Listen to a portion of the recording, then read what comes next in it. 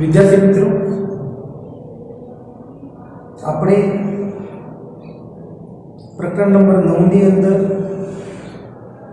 છેલ્લે nucleic acid Watson અને kick નામના વૈજ્ઞાનિકનું ડીએનએ ગુણધર્મ મોડેલના વિશે આપણે અભ્યાસ કર્યો. આગળ આપણે જોઈએ તો આગળનો જે મુદ્દો હતો એ મુદ્દો હતો શરીરની ગતિક અવસ્થા. કઈ અવસ્થા? શરીરની ગતિક અવસ્થા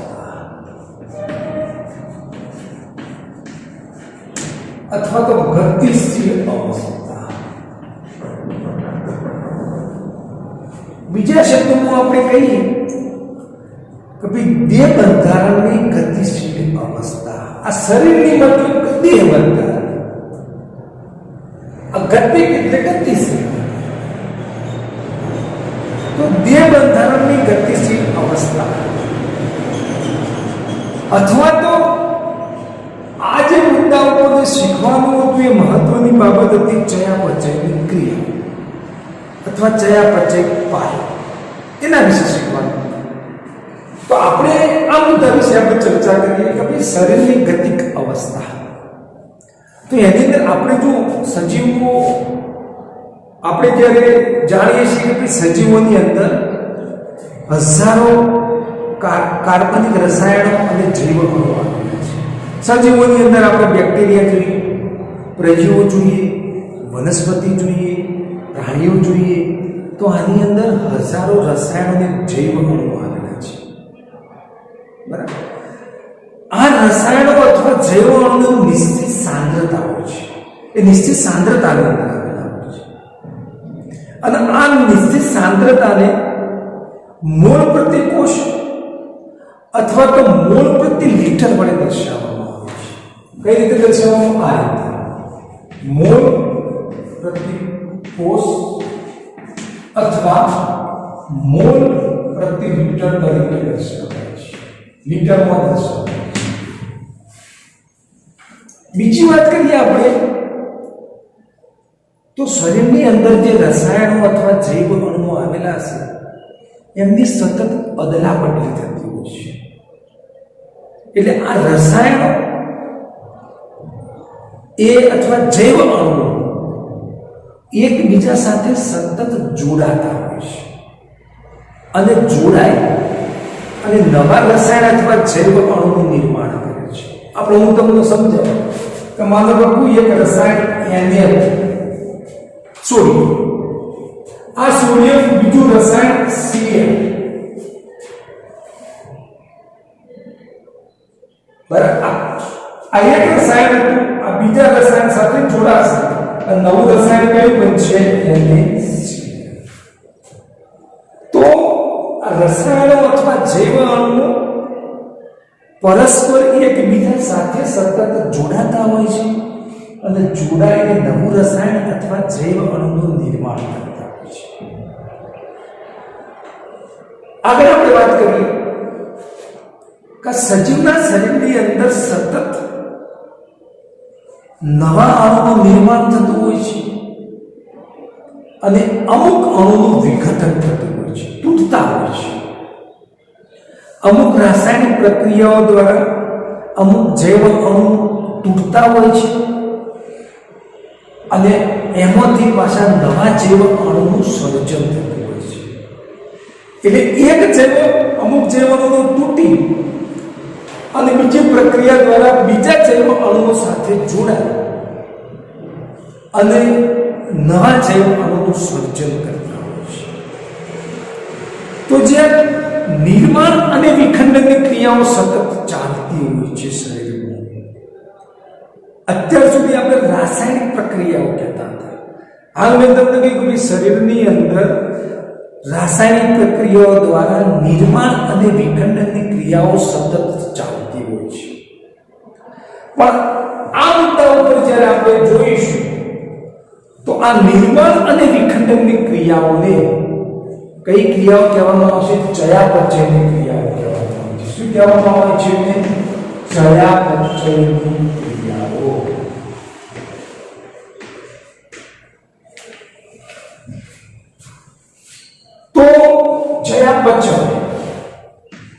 ચય વત્તા અપચય. ચયનો મતલબ નિર્માણ અને અપચયનો મતલબ વિઘટન. તો એક સજીવોના શરીરની અંદર નિર્માણ અને વિઘટનની પ્રક્રિયાઓ સતત ચાલતી હોય છે, જેને ચયાપચયની ક્રિયાઓ તરીકે ઓળખવામાં આવે છે.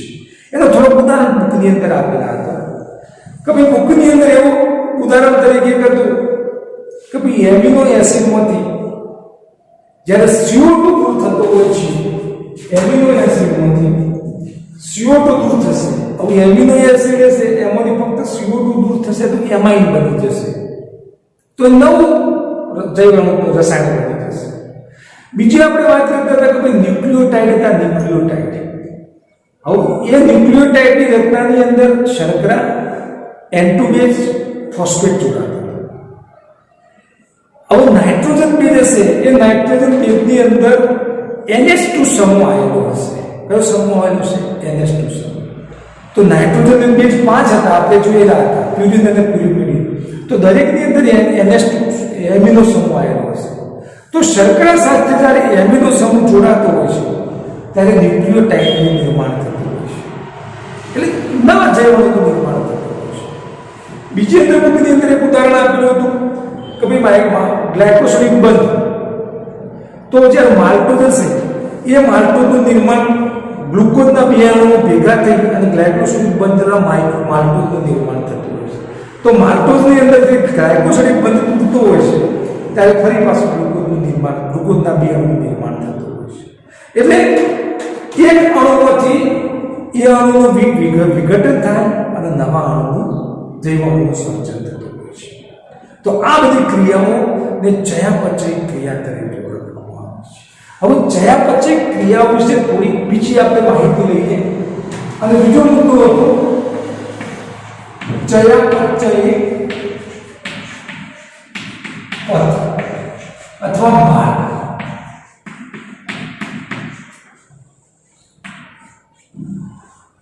શરીરની અંદર પણ ચયાપચયનો માર્ગ આવેલો છે. એટલે માર્ગનો મતલબ અલગ અલગ પ્રક્રિયાઓમાંથી પસાર થવું પડતું હોય છે. એક સીધું હું તમને આપણે સમજૂતી આપું કે ભાઈ આપણા શરીરની અંદર રાસાયણિક સંયોજનો આવેલા હોય છે. એની અંદર કાર્બોદિત આવેલા હશે, લિપિડ પણ આવેલા હશે, પ્રોટીન પણ આવેલા હશે. તો આ કાર્બનિક સંયોજનોની અંદર ફેરફાર કરવો પડતો હોય છે અને ફેરફાર કરી એક પદાર્થમાંથી નવો પદાર્થ બનાવવા માટે ફરજિયાતપણે બનાવવો પડતો હોય છે. એવું નહીં કે ભાઈ કાર્બોદિતોમાંથી કાર્બોદિત જ બને, એવું નહીં. કારણ કે એક રાસાયણિક સંયોજનોમાંથી કાર્બોદિતમાંથી લિપિડ પણ બનાવવું પડે અને પ્રોટીન પણ બનાવવું પડે. એટલે એક રાસાયણિક સંયોજનોમાંથી બીજું રાસાયણિક સંયોજન બનાવવું પડે. એક પદાર્થમાંથી બીજો પદાર્થ ફરજિયાતપણે રૂપાંતરણ કરી બનાવવું. તો આના માટે આ જે શરીરની અંદર જે ચયાપચય કે જે ઘટકો હતા, કાર્બોદિત હતા, લિપિડ હતા, પ્રોટીન હતા, આ જે બધા ઘટકોના જે ચયાપચય માર્ગ હશે એ માર્ગ એકબીજા સાથે સંકળાયેલા છે. એટલે ચયાપચયની ક્રિયાઓ એકબીજાની સાથે સંકળાયેલી છે. અને જે ચયાપચયની ક્રિયાઓ એકબીજા સાથે સંકળાયેલી હતી અથવા તો એમના માર્ગો એકબીજા સાથે સંકળાયેલા હતા, એટલા માટે કાર્બોદિતોમાંથી પ્રક્રિયા થઈને લિપિડ પણ બનતું હોય છે અને પ્રોટીન પણ બનતું હોય છે. તો આ જે એકબીજા સાથે જે માર્ગો જોડાયેલા છે અને આ માર્ગોને જોડવા માટે ફરી પાછો બીજો એક પણ માર્ગ હશે કે આ બધા માર્ગોને જોડતો હોય છે. તો એ જે માર્ગને ચયાપચય પથ તરીકે ઓળખવામાં આવે છે. ટૂંકી ભાષામાં આપણે કહીએ કે ભાઈ ચયાપચય ઘટકો જે હશે એ ઘટકોનું એકબીજામાં રૂપાંતરણ સતત થતું હોય છે. કાર્બોદિતોનું લિપિડનું પ્રોટીનમાં સતત રૂપાંતરણ થતું હોય છે. અને આ રૂપાંતરણ પામતા ઘટકોને લાંબી પ્રક્રિયાઓમાંથી પસાર થવું પડે છે. અને આ લાંબી પ્રક્રિયાઓને ચયાપચય પથ તરીકે ઓળખવામાં આવે છે. શું કહેવામાં આવે છે? ચયાપચય પથ તરીકે ઓળખવામાં આવે છે. ચયાપચય પથ જે હશે એ પથને શહેરના વાહન વ્યવહારના ટ્રાફિક સાથે સંકળાવવામાં આવે છે. એકચ્યુઅલી ચયાપચય ટ્રાફિક પણ જોવા મળતો હોય છે. ચયાપચય ટ્રાફિક એટલે ચયાપચયની અંદર જ્યારે એક અણુનું બીજા અણુમાં જ્યારે રૂપાંતર થતું હોય છે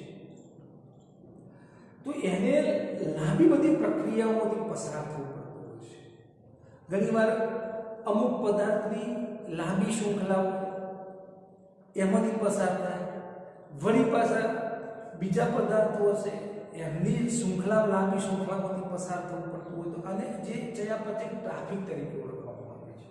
તો આ ચયાપચય ટ્રાફિકને શહેરના વાહન વ્યવહારના ટ્રાફિક તરીકે ઓળખવામાં આવે છે. શહેરની અંદર આપણે જુઓ કે વાહન વ્યવહારનો જે ટ્રાફિક હશે, અમુક જગ્યાએ ટ્રાફિક ગુણાકાર આપણને જોવા મળશે, અમુક જગ્યાએ ટ્રાફિક હશે સીધી લીટીમાં જોવા મળશે, અને અમુક જગ્યાએ ટ્રાફિક હશે વાંકી ચૂંકી રેખામાં જોવા મળશે. તો આ ચયાપચય ટ્રાફિકને શહેરના વાહન વ્યવહારના ટ્રાફિક સાથે સરખાવી શકાય છે. એટલે અમુક જગ્યાએ એમને રેખીય પ્રક્રિયામાંથી પસાર થતા હોય, સીધી શૃંખલામાંથી પસાર થતા હોય છે, અમુક વખતે ગુણાકાર શૃંખલામાંથી પસાર થવું પડતું હોય છે, અમુક વખતે વાંકી ચૂંકી શૃંખલામાંથી પસાર થવું પડતું હોય છે. એટલા માટે ચયાપચય ટ્રાફિકને શહેરના વાહન વ્યવહારના ટ્રાફિક સાથે સંકળાવી શકાય છે. કાં તો રેખીય સ્વરૂપમાં હશે, કાં તો ગોળાકાર સ્વરૂપમાં હશે, કાં તો વાંકી ચૂંકી રેખા સ્વરૂપમાં હશે. હવે આગળ આપણે વાત કરીએ ગતિક અવસ્થા અથવા તો ગતિશીલ અવસ્થા.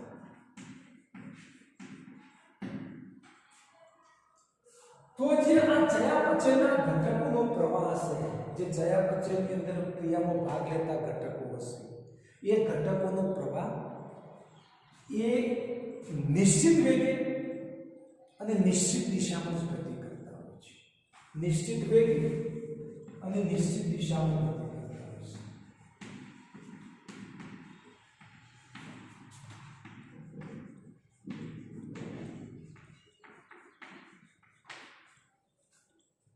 તો નિશ્ચિત વેગે અને નિશ્ચિત દિશામાં ગતિ કરતા આ ચયાપચય પ્રવાહને શું કહેવામાં આવે છે? ગતિક અથવા ગતિશીલ અવસ્થા તરીકે ઓળખવામાં આવે છે. એના પછી આપણે જોઈએ કે ભાઈ જે આ ચયાપચય ઘટકો છે એ ચયાપચય ઘટકો અટક્યા વગર સતત એક ધારી રીતે સતત ગતિ કરતા હોય છે. તો અટક્યા વગર અને એક સરખી રીતે સતત ગતિ કરતા હોય છે. એટલા માટે એને તંદુરસ્ત અવસ્થા તરીકે પણ ઓળખવામાં આવે છે. શું કહેવામાં આવે છે? તંદુરસ્ત અવસ્થા. આગળ આપણે જોઈએ કે ભાઈ આ ચયાપચયની એક બીજું એક મહત્વનું લક્ષણ એવું હતું કે શરીરની અંદર જે ચયાપચયની ક્રિયાઓ છે એને ઉત્સેચકીય અથવા ઉદ્દીપકીય પ્રક્રિયા તરીકે પણ ઓળખવામાં આવે છે. કે જીવંત સજીવની અંદર, જીવંત તંત્રની અંદર કોઈ પણ ચયાપચયની ક્રિયાઓ હશે એ ઉત્સેચકોની હાજરી વગર થતી નથી. કારણ કે જે ઉત્સેચકો છે એ ચયાપચયની પ્રક્રિયાનો વેગ કાબૂમાં રાખતા હોય છે. એટલે ઉત્સેચકો વગર ચયાપચયની ક્રિયાઓ શક્ય નથી. અને બધા ઉત્સેચકો પ્રોટીનના બનેલા હોય છે. શેના બનેલા છે? પ્રોટીનના બનેલા છે. એટલે એક એવું પ્રોટીન કે જે ચયાપચયની ક્ષમતા ધરાવે છે જેને ઉત્સેચક તરીકે ઓળખવામાં આવે છે. આપણે ઉત્સેચકની વ્યાખ્યા જોતા હોય કે એક એવા પ્રકારનું પ્રોટીન હશે કે જે ચયાપચયની ક્ષમતા ધરાવે છે, જેને આપણે ઉત્સેચકો કહીએ છીએ. તો આપણે જે શરીરની ગતિ કરતા ગતિશીલ અવસ્થાની અંદર ચયાપચય વિશે થોડી માહિતી લીધી, ઉદાહરણ પર લીધો એનો આપણે ચયાપચય પથ વિશે વાત થઈ, ગતિક અવસ્થા વિશે વાત થઈ, તંદુરસ્ત અવસ્થા વિશે વાત કરી. અને બીજું ઉત્સેચકની વાત કરી. આગળનો મુદ્દો હતો જીવનનો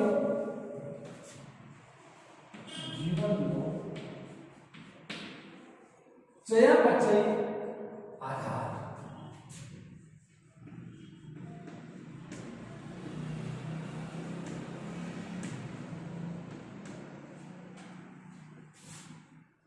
અથવા તો જીવતા માટે ચયાપચય આધાર. તો આપણે જોયું કે સજીવોના શરીરને ચયાપચયની ક્રિયાઓ બે રીતે થતી. આપણે જોયું કે ભાઈ સજીવોના શરીરની અંદર નિર્માણ અને વિઘટનની ક્રિયાઓ ચાલતી હોય છે. આ ક્રિયાઓને શું કહેતા હોઈએ છીએ આપણે? ચયાપચયની ક્રિયાઓ. તો ચયાપચયની ક્રિયાઓ બે રીતે થાય. એક ક્રિયા નિર્માણની થતી હોય છે, બીજી ક્રિયા વિઘટનની થતી હોય છે. એક ક્રિયા ચયની ક્રિયાઓ થતી હોય છે, એક અપચયની ક્રિયાઓ થતી. તો ચયાપચયની ક્રિયાઓ બે રીતે થાય છે. બે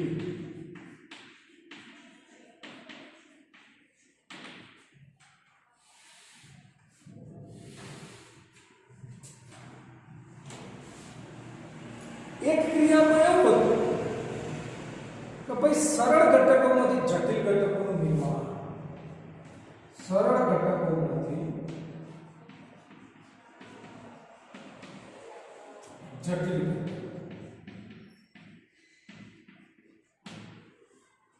બીજી એક ક્રિયા એવી થતી હોય છે કે ભાઈ જટિલ ઘટકોમાંથી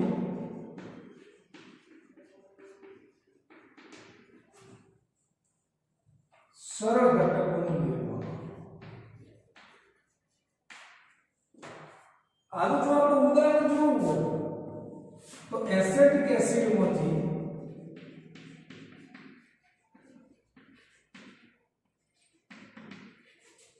કોલેસ્ટ્રોલ.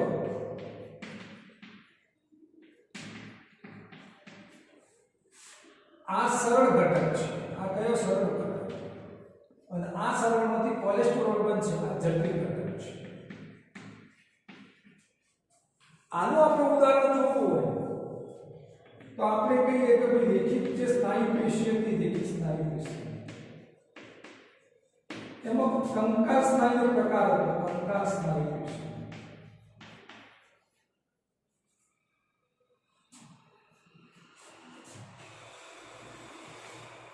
અને આ કંકાલ સ્નાયુ પેશીમાંથી ગ્લુકોઝમાંથી લેક્ટિક એસિડ, ગ્લુકોઝમાંથી લેક્ટિક એસિડનું નિર્માણ. આને એ ગ્લુકોઝ જટિલ ઘટક હતો અને એમાંથી જ્યારે બન્યું લેક્ટિક એસિડ એ સરળ ઘટક. આની અંદર આપણે જુઓ આને સરળ ઘટકોમાંથી જટિલ ઘટકોનું નિર્માણ થતું હોય છે.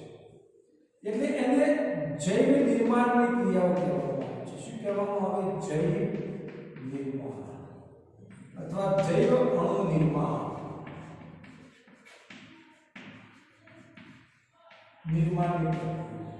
અથવા તો ચયની પ્રક્રિયા તરીકે શું કહેવામાં આવે? ચય.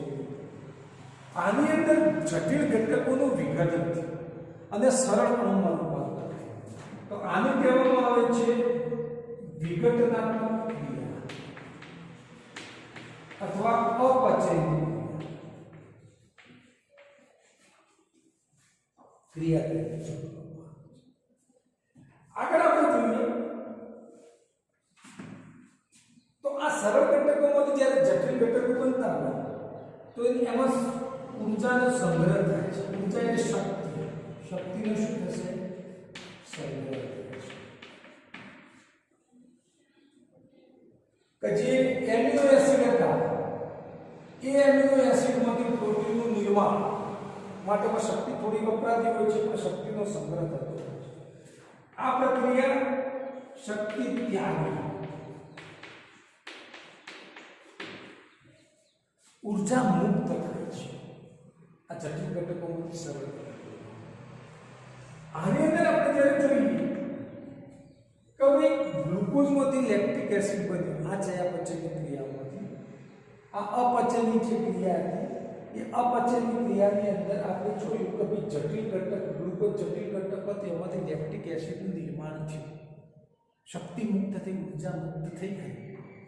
પણ જે ગ્લુકોઝમાંથી જ્યારે લેક્ટિક એસિડ બને છે તો એ ગ્લુકોઝમાંથી લેક્ટિક એસિડ બનતા 10 ચયાપચયની ક્રિયાઓ કરવી પડતી હોય છે. એટલે 10 ચયાપચયનો પગથિયો પાર કરવો પડતો હોય છે, ત્યારે ગ્લુકોઝમાંથી લેક્ટિક એસિડ બનતો હોય છે. ગ્લુકોઝ હશે એમાંથી પાયરુવિક એસિડ બનશે, પાયરુવિક એસિડમાંથી શ્વસન જારક શ્વસન અને અજારક શ્વસનની ક્રિયાઓ થતી હોય છે. તો એ 10 ચયાપચયની ક્રિયાઓ થતી હોય છે ત્યારે લેક્ટિક એસિડ બનતું હોય છે, જે શક્તિ ત્યાગી પ્રક્રિયાઓ છે. બરાબર. આગળ આપણે મુદ્દાની વાત કરીએ તો આગળના મુદ્દાની અંદર જે આપણે મેં વાત કરી કે શક્તિ ત્યાગી પ્રક્રિયાઓ જે ગ્લુકોઝ હશે, ગ્લુકોઝમાંથી લેક્ટિક એસિડ બનશે, 10 ચયાપચયની પગથિયા પાર કરીને બનશે. તો જે 10 ચયાપચયની ક્રિયાઓ થશે અને ગ્લાયકોલિસિસ તરીકે ઓળખવામાં આવે છે. શું કહેવામાં આવે છે? ગ્લાયકોલિસિસ.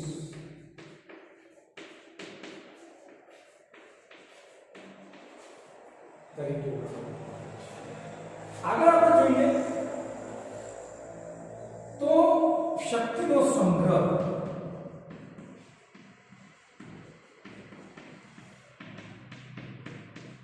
આ મુદ્દાની થોડીક આપણે ચર્ચા કરીએ તો આપણે જોઈએ છે કે જે જીવંત સજીવો છે, જીવંત સજીવોના પોષક દ્રવ્યોનું વિઘટન થશે અને આ પોષક દ્રવ્યોનું વિઘટન થઈ અને ઉર્જા મુક્ત થશે, શક્તિ મુક્ત થશે. તો આ શક્તિનો સંગ્રહ ક્યાં થતો હશે? તો જે પોષક તત્વોના વિઘટનથી જે ઉર્જા મુક્ત થઈ, જે શક્તિ મુક્ત થઈ, એ શક્તિ રાસાયણિક બંધ સ્વરૂપે સજીવોની અંદર સંગ્રહાતી હોય છે. રાસાયણિક બંધો દ્વારા સજીવોની અંદર શક્તિનો સંગ્રહ થતો હોય છે. જ્યારે સજીવને જરૂર પડે ત્યારે એ રાસાયણિક બંધમાંથી કોઈ તો જૈવ અણુના નિર્માણ માટે અથવા યાંત્રિક અથવા ભૌતિક કાર્ય કરવા માટે અથવા તો આશ્રુતિ માટે આ શક્તિનો સજીવ ઉપયોગ કરતો હોય છે. તો જે શક્તિનો સંગ્રહ છે અને વિઘટનથી જે શક્તિ ઉર્જા મુક્ત થશે એનો રાસાયણિક બંધની અંદર સંગ્રહ થતો હોય છે અને એનો ઉપયોગ કરી સજીવ પોતાની બીજી વિવિધ ક્રિયાઓ કરતો હોય છે. એમાંથી ઉપયોગ કરે. આગળ આપણે જોઈએ કે જે ઉર્જા હશે અથવા શક્તિ હશે એનું અગત્યનું શરીરની અંદર જે સ્વરૂપ જોવા મળે એટીપી જોવા મળશે. એટીપી સ્વરૂપની સંગ્રહ કયો?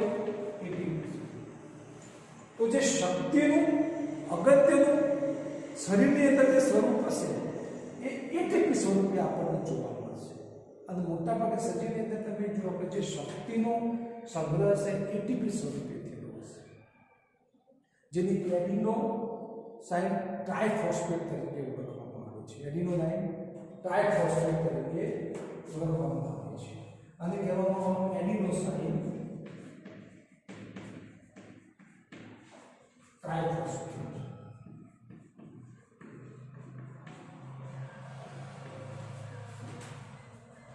તો આ એડિનોસાઇન ટ્રાઇફોસ્ફેટ જેવા રાસાયણિક બંધની અંદર ઉર્જાનો સંગ્રહ થયેલો હોય છે.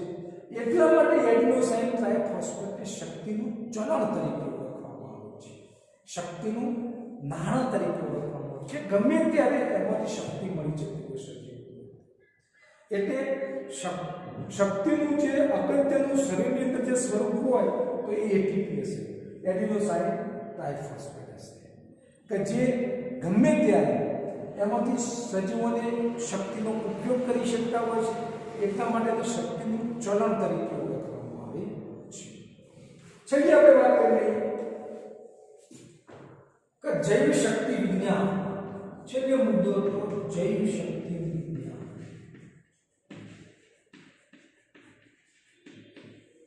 તો આપણે જોયું કે ભાઈ આ સજીવો ઉર્જા કઈ રીતે મેળવતા હશે, કઈ પ્રક્રિયા દ્વારા ઉર્જા મેળવતા હશે, ઉર્જા કયા સ્વરૂપમાં મેળવતા હશે, ઉર્જાનો સંગ્રહ કેવી રીતે થતો હશે, અને સજીવો પોતાના કાર્યની અંદર આ ઉર્જાનો ઉપયોગ કેવી રીતે કરતા હશે? આ બધા પ્રશ્નો આપણને થાય કે સાલા સજીવો છે શક્તિ કેવી રીતે પ્રાપ્ત કરે, તેમની શક્તિ કેવી રીતે પ્રાપ્ત કરતા હશે, કયા સ્વરૂપની અંદર પ્રક્રિયા કરતા હશે, આ ઉર્જાનો સંગ્રહ કઈ રીતે થતો હશે શરીરની અંદર, બીજા કાર્ય કરવા માટે કઈ રીતે આ શક્તિનો ઉર્જાનો ઉપયોગ કરતા હશે. તો આ બધું શીખવા માટે એક જીવ વિજ્ઞાનની એક શાખા, આ બાબતનો અભ્યાસ કરવા માટે જીવ વિજ્ઞાનની અંદર એક શાખા આવેલી છે અને એ શાખાને જૈવ શક્તિ વિજ્ઞાન તરીકે ઓળખવામાં આવે છે. એની અંદર આપણને આ બધી બાબતોનો આપણે અભ્યાસ કરીશું.